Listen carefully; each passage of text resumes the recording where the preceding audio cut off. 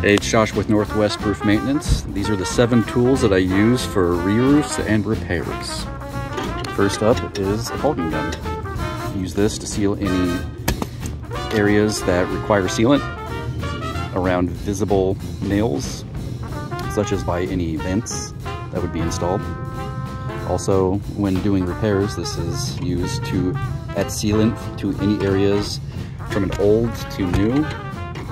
New shingles have a strip right below the top that adheres once it gets to about 60 degrees plus. Old shingles, if you break this seal, it will not reseal, so we have to add a sealant in order for this to seal to mitigate any wind damage. Next tool, flat bar, also known as a pry bar, utilized to get underneath areas where we need to remove, either for a damage or for if there is a leak and we need to remove the area. This is my second most used tool.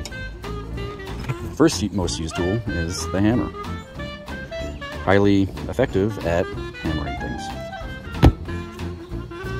Next is aviation snips, necessary for cutting aluminum, steel flashing. Construction scissors, helpful when need to cutting shapes or just cutting a shingle in half, such as this piece right here, ends right here, so this would overhang and then you would cut that. Next is the roof snake. This is used to hammer a nail underneath an area that you cannot get your hammer towards. So you would put it underneath there, bring your hammer over, nail it in, reposition it.